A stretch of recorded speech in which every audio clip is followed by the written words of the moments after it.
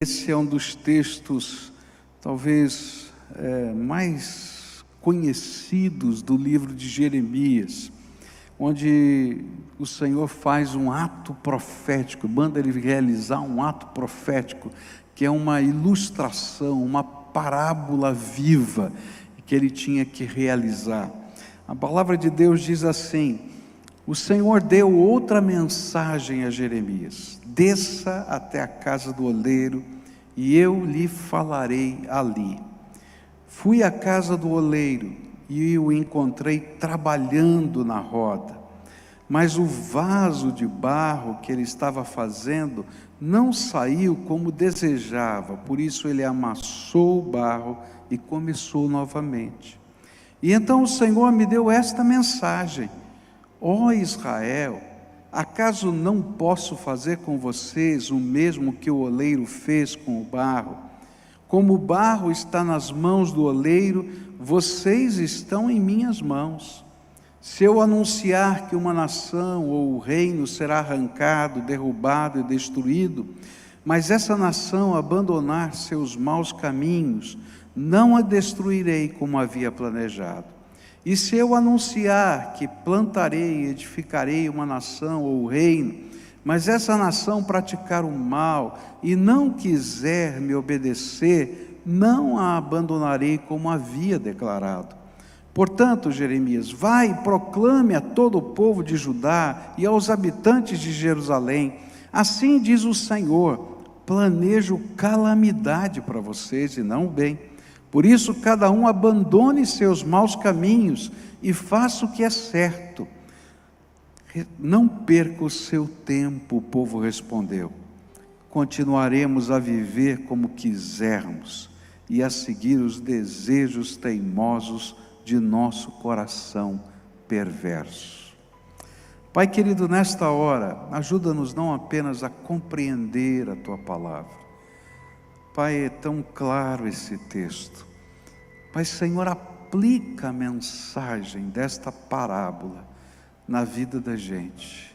Aplica, Senhor, para que possamos perceber o que o Senhor tem para falar conosco e que nós possamos ouvir e responder à voz do Senhor hoje, Pai. É aquilo que oramos em nome de Jesus.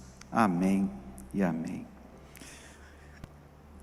Esta parábola, ela ilustra com beleza e muita simplicidade, e de maneira tão prática, uma verdade central. Qual é a verdade central? Eu e você, todos nós somos barro nas mãos do grande oleiro, Deus Todo-Poderoso. Essa é a verdade que está ali. Eu e você somos barro na mão do oleiro. E ela foi dada, como eu falei, como um ato profético. O que era um ato profético? Era quando Deus dizia para um profeta fazer uma determinada coisa, tá? E que isso se transformasse numa ilustração prática da mensagem ou da profecia que ele estaria proclamando. Então Deus disse: olha, vá para a casa do oleiro e olha o oleiro trabalhando, não é? Eu não sei se dá para colocar na tela uma imagem lá de um oleiro trabalhando, que eu coloquei ali no sermão. Eu não sei se isso está pronto para ser colocado ali. A hora que tiver, você põe ali. Então você já deve ter visto, né, um oleiro trabalhar. Ele coloca barro numa roda, com os pés ele vai rodando, não é? E com o toque das suas mãos ele vai dando forma ao vaso e vai construindo assim o oleiro. E ele disse: olha, presta atenção, como é que o oleiro trabalha. E eu quero dizer para você que Israel, que o povo, que você, que todos nós somos barro nas mãos do oleiro. E essa ilustração, ela é parte de um sermão muito maior. O sermão começa no capítulo 11. Se você quiser depois de estudar em casa, você começa a ler Jeremias a partir do capítulo 11 e o sermão termina no capítulo 20. Foi um sermão longo, tá?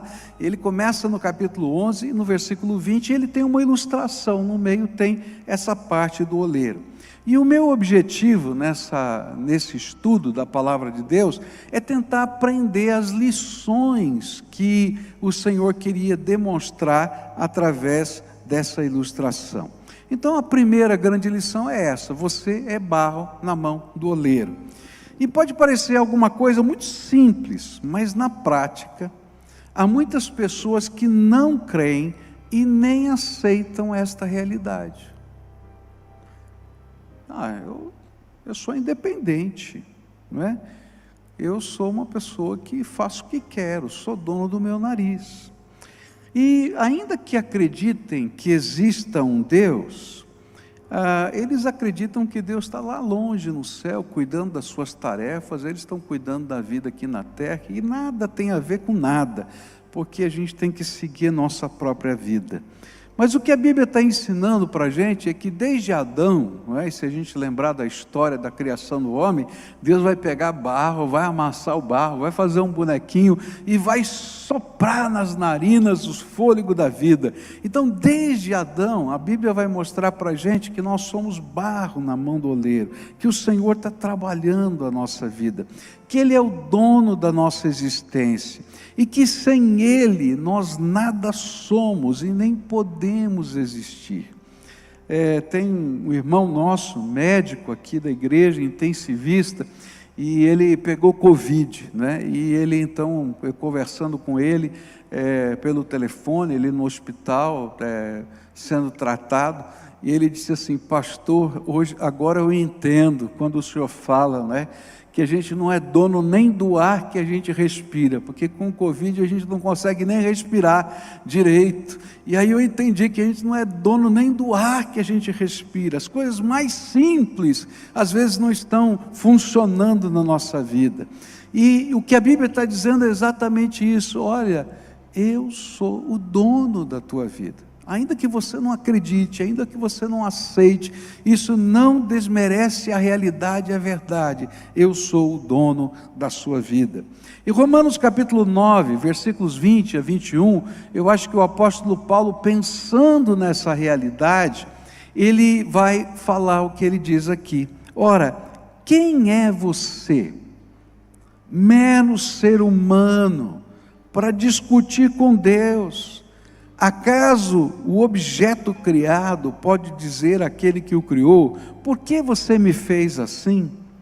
O oleiro não tem o direito de usar o mesmo barro para fazer um vaso para uso especial e outro para uso comum? E aí a gente vai pegar o cerne dessa mensagem. Quem é você? Você é só barro na mão do oleiro. Mas a pergunta é: por que o Senhor colocou essa ilustração para falar disto para o povo de Judá? Por que Ele precisava dizer isso? A razão disso é que eles haviam construído uma sociedade que se distanciava do projeto de Deus e que refletia as crenças e valores que eles mesmos tinham inventado e que eles acreditavam ser melhores do que os próprios propósitos de Deus. Mas na verdade, aquilo que eles estavam construindo aos olhos do Criador, do oleiro, era algo horrível. E o pior, os próprios pagãos que estavam passando e vendo a sociedade dos judeus diziam: é horrível, e balançavam a cabeça, porque os próprios pagãos que não criam em Deus viam a desgraça que eles estavam construindo. Isso aparece lá em Jeremias capítulo 18, onde versículos 13 em diante diz assim: portanto, eu, o Senhor, digo, perguntem a todas as nações, por acaso já houve alguma coisa igual? Eles fizeram desta terra uma coisa horrorosa, que será desprezada para sempre. Todos os que passarem ficarão espantados e balançarão a cabeça. Toda vez que você ou eu não admitirmos que nós precisamos estar nas mãos de Deus, e nós tentarmos de alguma maneira decretar a nossa própria independência de Deus, nós estaremos construindo para nós mesmos desgraça.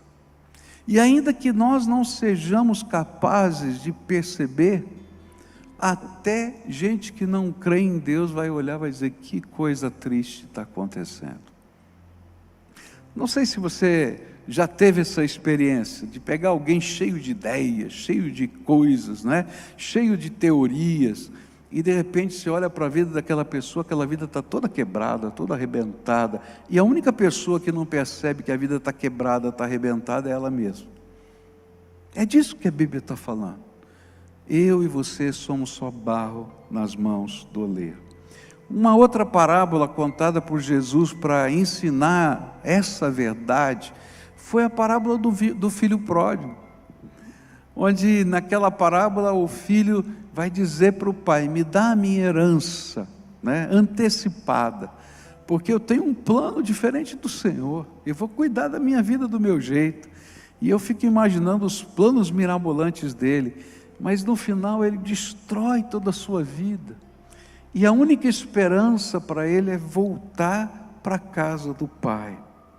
Essa semana eu soube de uma pessoa que alguns anos atrás, eu pude conversar muito com essa pessoa, pude alertá-la, que o caminho que essa pessoa estava construindo não era bom, mas ainda que essa pessoa expressasse ter temor do Senhor no seu coração, chegou um momento que ela disse: não, é esse o meu desejo, é isso que eu quero, eu vou fazer isso. E passaram-se alguns anos, cerca de 2 anos, e ontem, essa semana, fiquei sabendo como está a vida dessa pessoa, quebrada, destruída, arrebentada, doente. Por quê?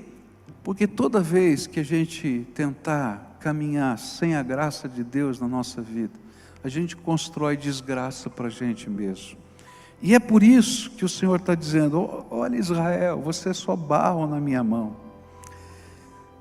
Há algo imutável contra o qual não adianta a gente lutar. Eu e você dependemos da graça de Deus.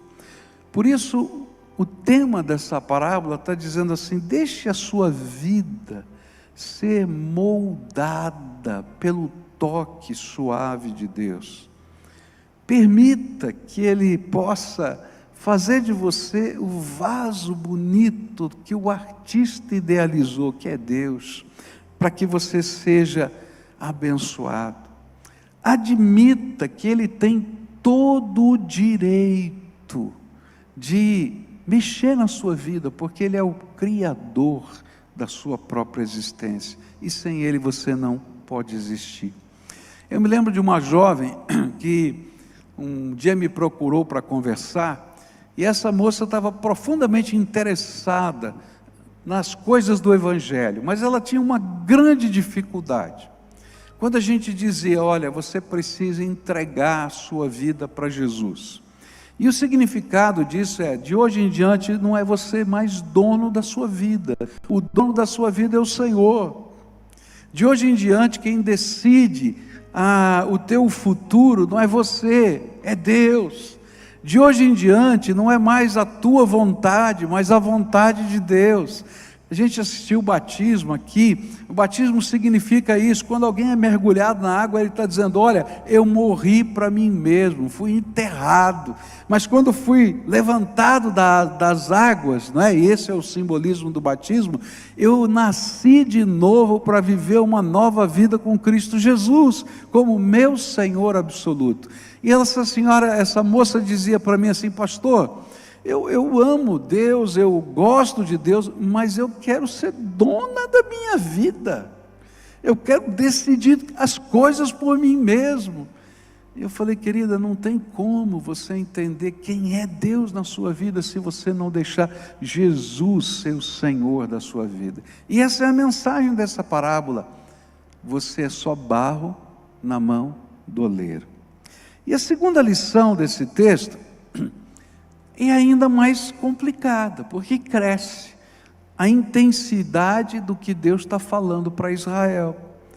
Por quê? Nos versículos 4, 5 e 6, ele vai dizer assim: mas o vaso de barro que estava fazendo não saiu como desejava.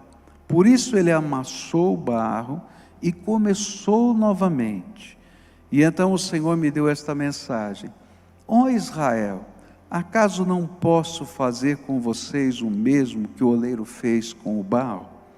E a segunda lição desse texto é que o Senhor não somente tem direito de moldar o barro, como Ele mesmo estabeleceu critérios próprios de qualidade, que já nos foram revelados na sua palavra. Como é que Ele vai lidar com esse barro? Qual é o tipo de vaso que Ele está construindo? Que tipo de qualidades Ele está delineando? Eles são de Deus, vieram de Deus, nasceram de Deus, e Ele já revelou isso na sua palavra. E à luz destes critérios é que Ele vai nos abençoar ou vai nos quebrantar. Olha só, é isso que está aqui. Ou Ele vai nos abençoar, ou Ele vai nos quebrantar. O que está por trás dessa afirmação era o conceito errado que o povo tinha da maneira como Deus trataria o seu povo. Quando a gente lê os capítulos de 11 até 17, a gente vai entender esse contexto. Eles acreditavam que porque Deus tinha feito uma promessa a Abraão, eles poderiam controlar o Senhor pelas suas promessas. Nós somos o povo escolhido de Deus e abençoado por Deus, então não tem jeito, o Senhor tem que nos abençoar e acabou, o Senhor prometeu. E o Senhor está falando: peraí, você não entendeu muito bem como é que funciona esse negócio. Outra coisa que eles imaginavam era porque eram o povo escolhido por Deus, nada poderia tocá-los, e eles estavam na iminência de uma guerra contra uma das maiores potências do mundo, e eles tinham certeza de que seriam vitoriosos por causa dessas promessas. E Deus está dizendo: olha, você não entendeu ainda, eu tenho critérios, eu vou abençoar se você tiver dentro daquilo que eu planejei para você, mas se você não tiver dentro daquilo que eu planejei para você, eu vou ter que fazer como o oleiro faz, eu vou ter que amassar esse barro e fazer outra vez. E o que a Bíblia está dizendo é que todas as promessas do Senhor estão condicionadas aos compromissos mútuos revelados na aliança feita dele para conosco. Por isso a mensagem era, que vai aparecer nos capítulos 11 até o capítulo 17, e se você ler essa semana esse texto, você vai aprender isso lá, é que oração sem compromisso com transformação vira catástrofe. O que ele está dizendo? Se você estudar a Bíblia, você vai ver que aquele povo tinha altares levantados em todas as casas. E diante da ameaça que estava acontecendo, eles estavam fazendo jejum e oração. Eles estavam fazendo momentos de busca. Mas só que eles não queriam mexer na vida. Eles não queriam mexer na vida. Eles simplesmente queriam fazer os atos litúrgicos. É comum a gente ver isso dentro da cultura brasileira, não é? Onde a gente faz promessas, tá? Então eu prometo que eu vou andar com uma cruz nas minhas costas durante quilômetros. Eu prometo que vou subir as escadarias de não sei quantos degraus de joelhos. Mas o que a Bíblia diz é que todos esses atos litúrgicos, até parecendo piedosos, se eu não deixo Deus mexer na minha vida, mexer nos meus problemas, me dá uma nova percepção da realidade, à luz daquilo que Ele está vendo, eles se tornam em calamidade. Sabe por quê? Porque Deus não pode abençoar. Deus não abençoa o pecado. Gente, tem uma cena horrível, horrível, eu tenho vergonha daquela cena. Quando o pessoal, não sei se você lembra, anos atrás, um pessoal que recebe propina, tá, no governo, e aí se juntam com o dinheiro, contam o dinheiro, juntam-se e agradecem a Deus pelo dinheiro da propina. Me dá uma vontade assim de dizer, Deus detestou tanto aquilo que publicou em todo quanto foi jornal televisivo do mundo, para dizer, eu abomino essas coisas. Você acha que Deus ouviu aquela oração? Você entende o que eu quero dizer? Então, oração, sem deixar Deus moldar a nossa vida como oleiro, vira calamidade. Deus publica no jornal, porque Ele diz, não é isso que eu estou pedindo para vocês, não é esse tipo de religiosidade, o que eu quero é tocar a tua vida com os meus dedos, e fazer você ser transformado pela minha graça. Também nos capítulos 11 a 17, a gente vai descobrir que a profecia sem conversão não salva. E aí a gente vai aprender que existiam muitos profetas, mas muitos profetas, e o profeta diferente para o gosto de cada um. Então, se você acredita mais ou menos assim, então vinha um profeta que falava mais ou menos aquilo que você queria ouvir. E eram poucos os profetas que falavam a verdade de Deus. Então eu diria assim, que havia um profeta para o gosto de cada freguês. E não produziam transformação, mudança espiritual, moral. E aí o Senhor está dizendo, não adianta, porque se não houver conversão, não há salvação. Olha só, quando Jeremias pregou essa mensagem foi tão indigesta, ela foi tida como tão radical, como tão fora da normalidade, que além do povo dizer, não adianta pregar isso aqui que eu não vou seguir, olha só o que eles planejaram.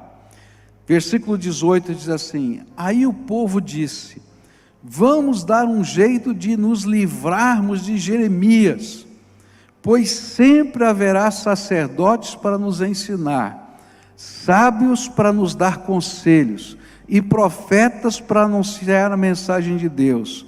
Vamos fazer acusações contra ele e deixar de ouvir o que ele diz. Gente, olha só, que coisa tremenda. E eu fico pensando que essa continua sendo a resposta de muita gente. Eu fiquei pensando essa semana, né, que os dois, um juiz e um procurador da República, que foram os ícones nesse país de combate à corrupção, os dois receberam censura. O juiz Bretas, do Rio de Janeiro, e o Deltan, aqui de Curitiba. Quando eu li esse texto, eu falei, parece a mesma coisa. E aí aparecem os sábios, aparecem os pregadores, que dizem, olha, não pode ser assim, tem que ser assado, não pode ser assim desse jeito, gente, é tudo para continuar do mesmo jeito. Agora não é só na política que acontece isso não, é na minha vida e na tua vida. E aí eu gosto de ouvir o João, o Pedro e o Antônio, porque eles concordam comigo, e detesto aquele outro que está falando da palavra de Deus. E aí eu tento desacreditar. Eu me lembro que há 10 anos atrás eu falei numa mensagem a respeito, numa palavra minha, a respeito dos planos do PT para o Brasil, e me lembro dos comentários que surgiram depois, não é? E eu falei aquilo baseado no que eu tinha lido na convenção do partido, do estatuto e assim por diante. E me lembro que alguém disse assim, não, ele disse isso porque ele quer eleger fulano de tal, porque ele tem um cargo político, que ele vai ganhar tanto. Eu não sei de onde esse cara tiraram esse negócio da cabeça. E eu fico pensando, olha, é a mesma coisa, sempre foi assim. Quando eu não gosto daquilo que Deus está falando, eu me rebelo, e eu tento silenciar essa voz na minha alma e no meu coração. E se essa voz estiver na sociedade, eu vou espernear, para que isso não aconteça de alguma maneira. E é isso que a Bíblia está dizendo aqui.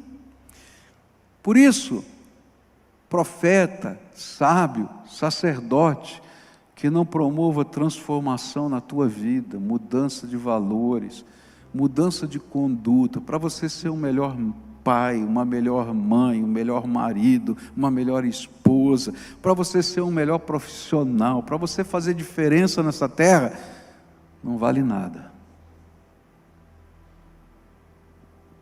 É fruto da nossa própria sociedade, querendo manter o seu status quo. Terceira coisa que a gente vai aprender quando a gente olha esses capítulos, né? E vai falar para a gente dessa ilustração, que está nesse contexto dessa ilustração, de que Deus tem os seus próprios critérios, Ele está fazendo o seu juízo a partir deles. É que templo e pacto sem compromisso com o Senhor não significam bênção e proteção. Outra coisa que o povo pensava é assim: olha, os caldeus nunca vão tomar a cidade de Jerusalém, eles podem tomar todo o país, menos a cidade de Jerusalém. Sabe por quê? Porque aqui nessa cidade tem o templo do Senhor, aqui nessa cidade tem a arca da aliança. Se Deus foi capaz de julgar os sacerdotes que tocaram na arca, sendo sacerdote, porque Deus tinha dito que não podia tocar na arca, quanto mais esses pagãos que vão chegar na cidade. E aí Jeremias vem com uma mensagem que eles detestaram. Diz assim: olha, templo, o símbolo do pacto e da aliança, que é a arca, não é? Sem um compromisso com o Senhor não significam nada. E é interessante porque o livro de Ezequiel vai dizer que a glória do Senhor se afastou do templo. É um outro profeta, ele diz: eu vi a glória do Senhor indo embora. E aquele lugar não era mais o templo de Deus, porque Deus foi embora. Ele foi expulso daquele lugar. E o próprio profeta Ezequiel, no capítulo 8, vai dizer: sabe por que ele foi expulso? E aí numa profecia, não é? Que é uma visão, não é que aconteceu praticamente, nessa visão o Senhor leva Ezequiel até o templo e diz assim: abre um buraco na parede do templo e veja o que está escondido lá dentro. E ele diz assim: quando abrir esse buraco, ele está tendo uma visão, isso não é concreto, ele está lá participando como se fosse um sonho, ele está lá, e ele diz: quando eu abri aquele buraco, eu vi abominações inomináveis, eu não consigo falar delas, vergonhosas. E ele disse assim, o Senhor disse: por estas coisas eu estou retirando a minha glória desse lugar.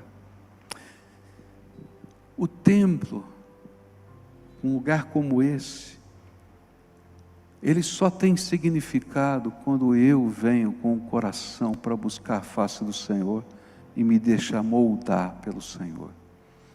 E ele só é santo quando pessoas devotas de fato ao Senhor, comprometidas com o Senhor, se reúnem nesse lugar.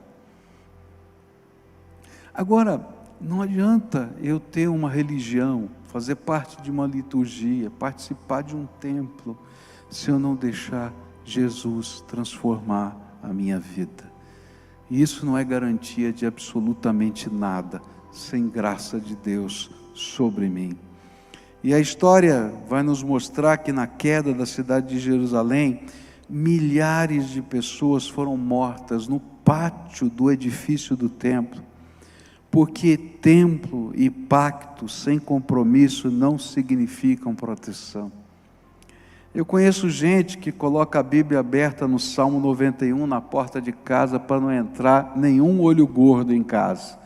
Querido, tem gente que a Bíblia no Salmo 91 está marcada porque passa o dedo na Bíblia todo dia, né, para poder receber aquela bênção. Olha, a Bíblia pode estar aberta em qualquer salmo, em qualquer evangelho, se você não deixar ela entrar dentro do teu coração, ela se tornar palavra de Deus para você, não vai fazer diferença, vai ser apenas uma relíquia que vai estar em algum lugar. Eu conheço gente que constrói os seus altares em casa, tantos altares lindos, capelas nos seus sítios, mas se Jesus não entrar no coração, não resolve nada. E terminam esses capítulos de 11 até 18, onde o povo então se ufana, né, se orgulha do seu nacionalismo. Nós somos judeus. E aí o Senhor vai dizer: olha, todo nacionalismo orgulhoso não tem poder para enfrentar uma batalha espiritual. Isso vale para a nação, mas vale para nós. Eu tenho orgulho do meu nome, da minha família, eu tenho orgulho do jeito que a gente vive, eu tenho orgulho da cultura da nossa casa, mas sabe, todo esse orgulho não tem poder para enfrentar as batalhas espirituais que nós estamos vivendo. Eu preciso de Jesus, porque eu sou só barro nas mãos do Senhor. E há coisas que Ele vai ter que tirar, há coisas que Ele vai ter que modificar, há coisas que Ele vai ter que amassar e começar de novo. E se eu não me colocar como barro maleável nas mãos de Deus, Ele vai ter que socar esse barro, molhar esse barro.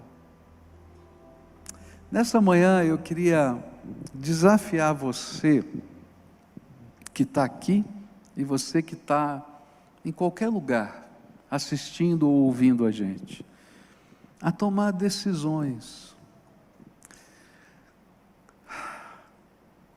Como eu gostaria, de alguma maneira, de poder deixar tão claro para você uma verdade só: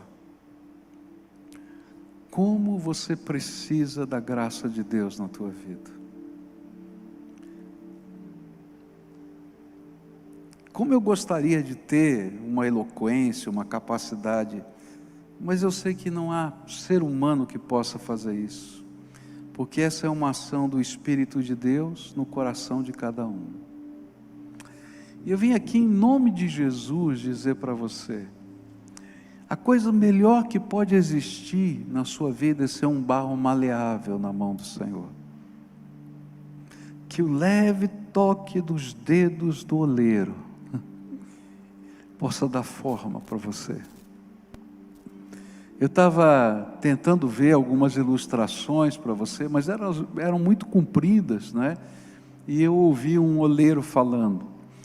Ele falou assim: olha, a minha profissão é mais difícil do que ser médico, dizia o oleiro, do que ser advogado, porque você faz uma universidade com 6 anos, talvez, pouco mais, você está pronto, mas o oleiro vai levar 20 anos para ser bom. E ele sabe por quê? Porque existem algumas técnicas que são as primárias, e a gente aprende rápido, mas tem algumas que são a mistura da massa, o tipo de areia que a gente vai colocar para dar o brilho, que a gente só aprende testando, testando, testando e testando. E eu fiquei pensando, que coisa bonita. Por isso Deus é o grande oleiro, Criador do universo. Se eu quero ser o oleiro da minha própria vida,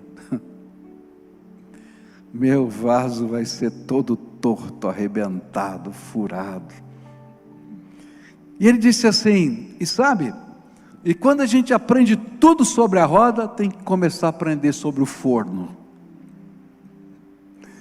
Porque se você põe tempo demais, estraga. Tempo de menos, não presta. E conforme o resultado que você espera, tem o tempo certo. Eu queria dizer para você que hoje o Senhor quer tocar a tua vida.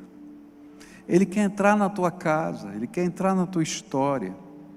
Ele quer pegar os valores que você construiu para a sua existência e dizer: vamos colocar ele em xeque com os meus critérios e os meus valores. Você me deixaria dar forma à tua vida? Eu quero entrar nos teus negócios.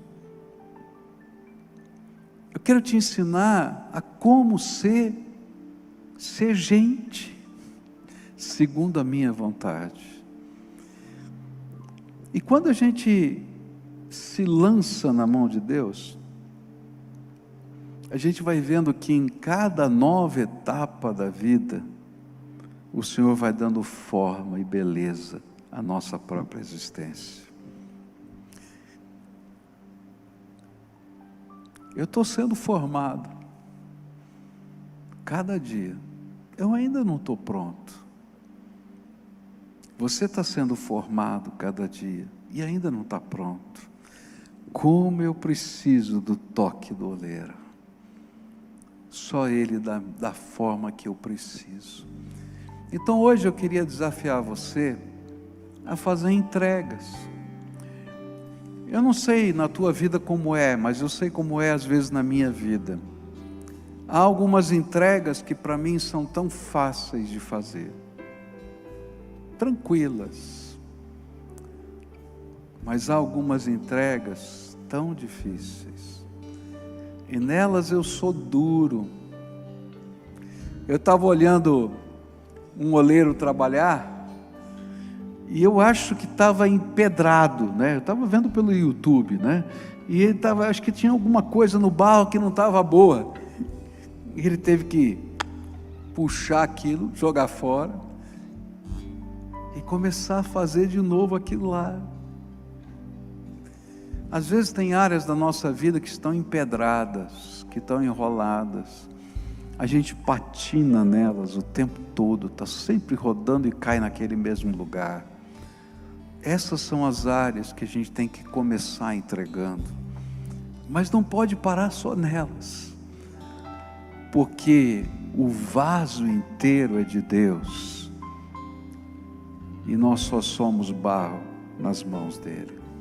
Então curva a sua fronte agora, e começa a orar ao Senhor, com as suas palavras, o que o Espírito Santo de Deus testificou no seu coração hoje, qual é a mensagem que Ele está te dando, e vai fazendo as entregas da tua vida, coloca a tua vida, coloca a tua família, coloca a maneira como você é como pessoa, nas mãos do Senhor, e deixa o Espírito de Deus moldar você. Onde você está empedrado, fala: Senhor, eu estou empedrado aqui, e convida Jesus para ser o Senhor da tua vida, absoluto. Agora toma cuidado, que Ele vai aceitar esse convite, e vai começar a mexer na tua vida, porque eu e você somos só barro nas mãos do Senhor. Pai querido, escuta o clamor do teu povo. Escuta, Senhor, o clamor do teu povo,